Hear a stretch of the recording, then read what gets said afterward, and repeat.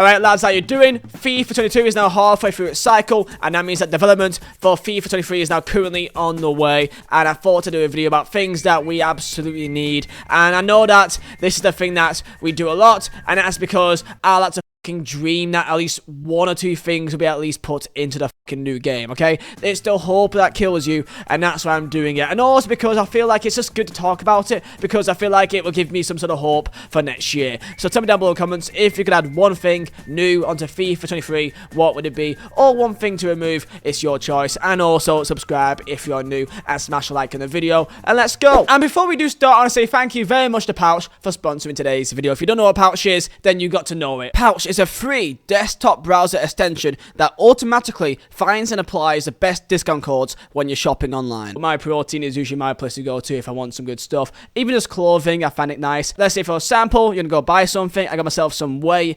protein right here, and it pops up instantly, top right corner. You can see right there on Pouch, 8 codes found. Currently it's £37.99 for a kilogram of whey protein. Try codes and let's see what it can find us right here. 8 different codes here. It's trying each one, and let's see which one will save me the most money. And we've got ourselves here 38% off. I've saved myself £14. I don't know how they found it, but they have. I've got to check it right here. You can see right there, £23.55. I've saved myself £14. It's 38% off.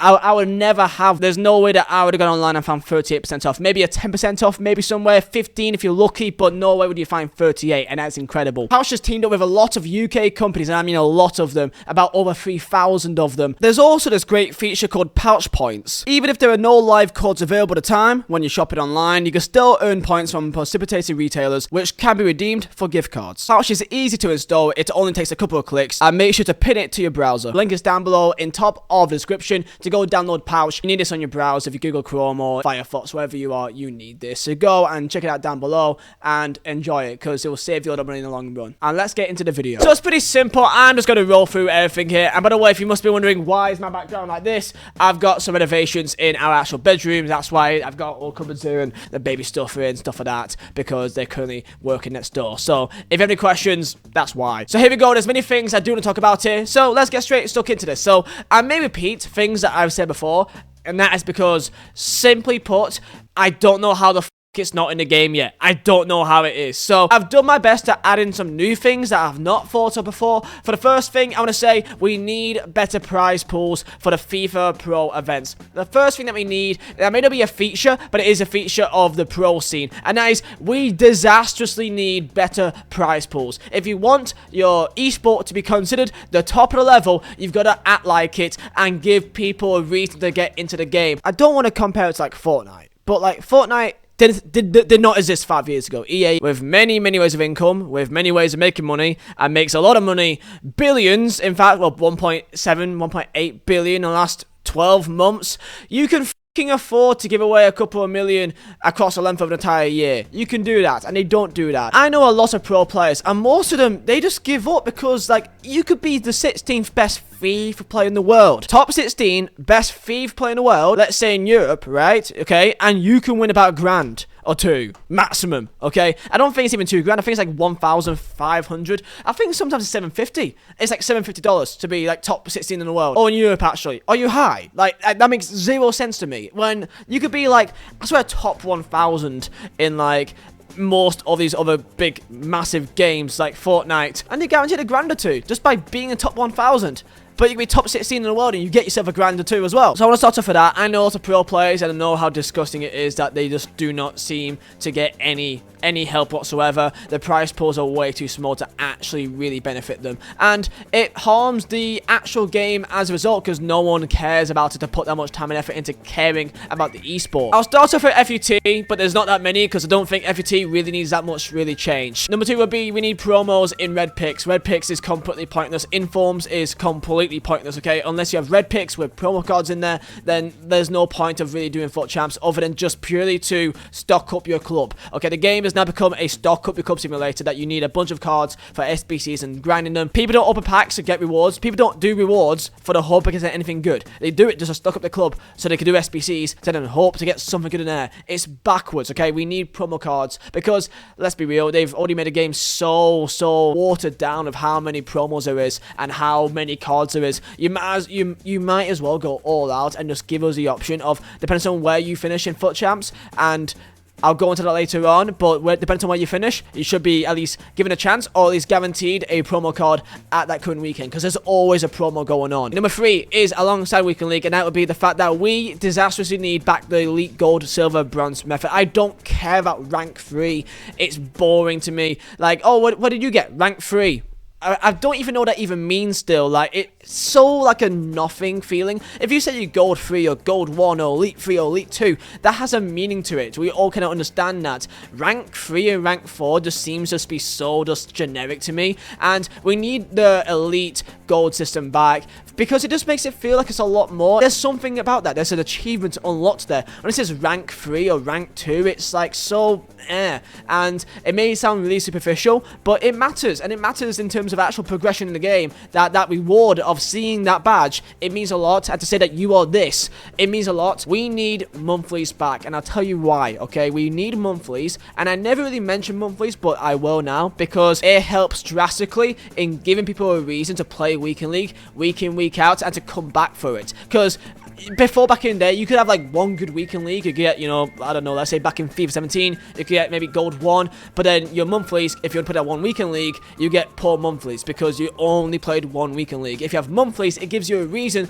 to go and play each Weekend League. Let's say that you are an okay player at FIFA. Let's say that you get gold 3 each weekend, right? Or whatever the rank for gold 3 now. I don't really care what it is anymore. Okay, let's just say that you are gold 3, but you can't get any better. But if you did gold 3 each weekend, then you could get gold 2, gold 1 rewards in monthlies, just because you played the game every single week, and maybe could scrape your way into being into Elite 3 for monthlies. And I can guarantee you the monthly pack, and you get yourself the likes of a bunch of red picks, and if you are the top 100, which we need back as well, that you could be getting icons in packs, like one icon in the pack. It gives people another reason to come back in the game, to come back every weekend to play Weekend League, and it gives people that one more day each month that everyone looks forward to, and there's mad hype around it, and it keeps the cycle going. We need monthlies. And even for like pro players, most pro players are incredibly bored of the game because they do not see the reason to play FUT Champs. It means nothing to them. It is light work for them. They can play the game in a matter of 3-4 hours and just get it done and over with. Pro players or top players, they need that extra reason to keep going through it. Number 5, also an FUT, and this is simply put,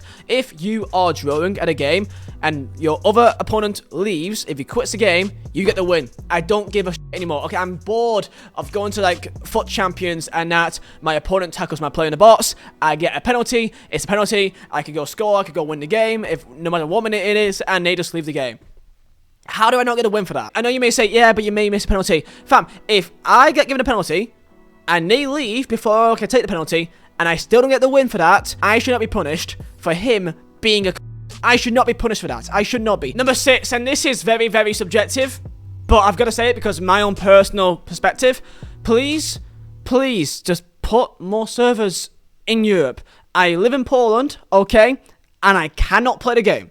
It is not playable most of the time. Not because it's exactly bad gameplay, but because the gameplay is different, and it's hard to be consistent at a game when you play the game is different most of the time. I can't play the game 1 second and then I play the next game straight afterwards and it feels different. If it could be the servers, based on what time people play on, depends on where you live in the world, I get like 50-60 ping every single game. I cannot play a single game of FIFA lower than 50 ping. And that's not because of my internet, it's because the nearest service to me is in Germany and I live in Poland, right? It is just really annoying that a game of this magnitude in big 2022 is still having issues of having servers in other countries that's not directly in it. It's so f***ing infuriating. Number 7, and I think this is my last thing on FUT, but really just sort out your leaks. For love of God, it is really just stupid how effective it could be in the market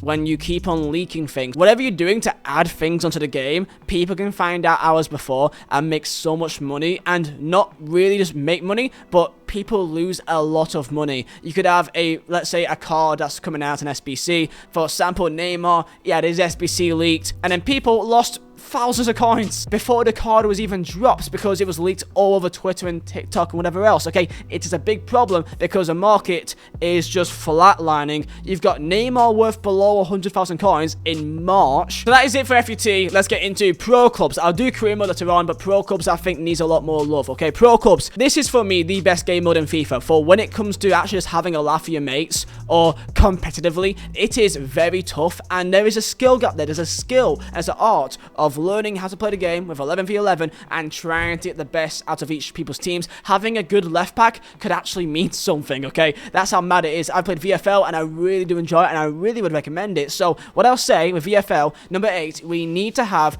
a league system in the game, okay? And most important, I'll probably number 9 as well, stop doing all you can to turn away and to discredit and to tear down other pro clubs leagues. EA have been awful at, for whatever leagues there's been or any events that's been made for pro clubs, they deliberately go out their way to tear it down and to make sure it does not happen. There's been times that there's been a pro clubs event that's been made by the community, and if it has any sort of prize pools, they make sure they contact them to basically add a limit of how much they can add onto it. It is an absolute nightmare. And number 8 really is the fact that we need a league in the game. We need more than just the same divisions and the cup. The cup means nothing. It's just a generic thing, no one cares about it. And divisions, okay, it's been the same system since FIFA 12.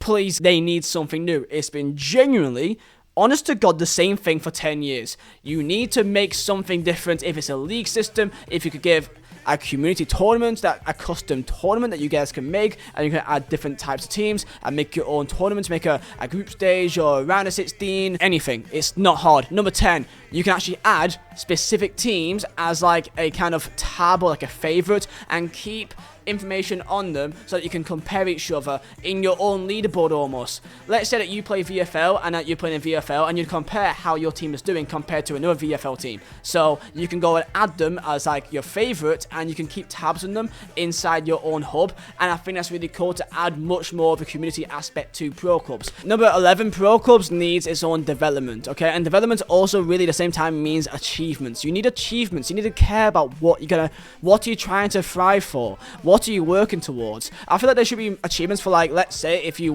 don't lose a single game in Div 1, okay? You could get the Invincibles trophy. Why is there not a trophy room? That could be number 12. Why isn't there any sort of place to place your achievements? Why isn't there a ranking system? Why isn't there some sort of thing that's on your name and the leaderboards that says that you are this and you've done this? Something that can give people a reason to care about it and play it longer than a couple of games, because people that are really hardcore, you have no idea because they've got absolutely nothing to show for it. It's infuriating because I watched JCC, a good friend of mine, he's been playing pro clubs for how long, and he just has got nothing to show for it, and it's really pathetic. Number 13, pro clubs. This is something that I've gone through, you've gone through, everyone's gone through a pro clubs, right? Please add a rejoin feature.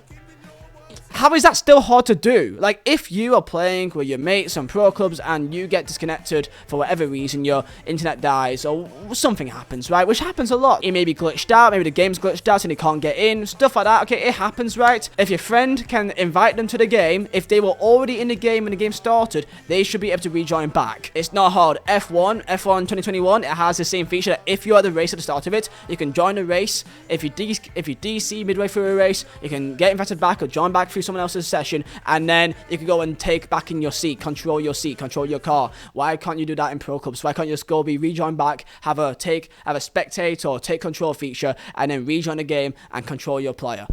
I don't understand how this is a hard thing to pull off. It is 2022, boys. There's no excuse. Okay, career mode, here we go. This may feel like it's very, very just the same thing, because it is the same thing. It's been the same thing that I've been hearing for a long time, and I do not understand how it's been taking so long. Okay, let's begin. Number 14, I think we're on 14.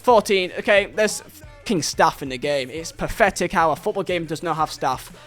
I'm not going to say anything else on that. Staff is get it in the game. Simple as that. Number 15, again, same thing. Facilities. why is there nothing than just a stadium? Okay, why is there not a training ground inside the stadium, commercial, maybe something to do with the tickets, something to do with maybe the cost of football shirt, maybe facilities for the development for the youth setup? How is there not just facilities in the game, things to improve? It's so dumb how you can take like Accrington Stanley to Premier League and you're still playing the same stadium. Number 16, 17, I forgot where we're at. I'm kind of just waffling here. We need sponsors. It's not hard. It's really not hard, okay? Please, just add some sort of acclaim system. That's in F1, that you start off on 1 acclaim, and you get, like, a ranking system for how, like, worldwide, about your worldwide reputation, and the higher you get it, the more sponsors you can get. You can get 1 sponsor, or 2, or 3, or 4, and it depends on how good those sponsors are, to how good you become, and it adds, again, a progression system to you improving your team. That should be a thing. How sponsors are not a thing in a football simulation career mode, f***ing astounds me. Number 17. Okay, I'm going to say it because I think it already is in the game, but I'm going to say it as a just in case because it's not been absolutely confirmed, but I think it is. Cross-platform. It's blatantly obvious. We're in a big boy era now. Okay, there's been a lot of good things we could do. Robots that can fly and all that. Okay, please, we can have cross-platform.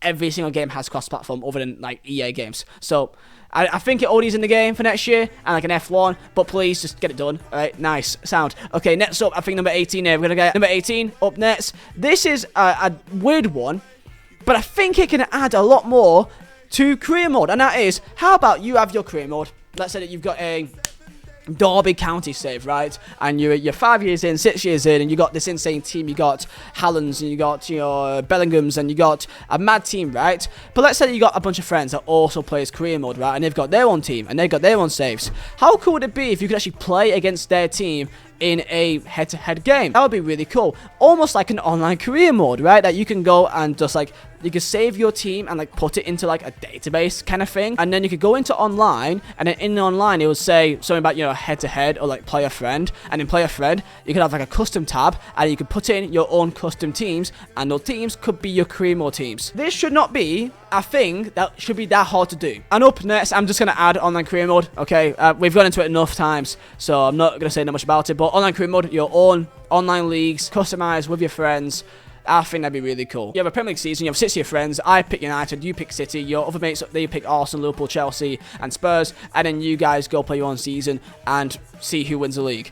I think that's really cool. Should be done already, so let's get it done. On to next, we've got ourselves stats. I love Football Manager. I think it's a great game, and the reason why is that I am a nerd. I love stats, I love graphs, I love all that stuff. I like to see about more stats from what's happened in previous years. I love the feeling of seeing my player get better and better over the length of a few seasons. I find that really cool. The idea of buying a wonder kid that you think would be really cool and actually seeing them get better over time is a great feeling, and it makes you want to play it more to see how good they can be. That is the beautiful cycle of career modes and games like Football Manager. Seeing a table of who's won the Ballon d'Or each year, simple things like that should not be that hard in a game this big. Now onto youth teams and development teams. I think it'd be cool because most people, they do like to do like a youth, that they like to develop their own players in their own system and have like a youth facility and bring in players that way. Dortmund 2 or like a Premier League 2, so you know there's a Premier League 2,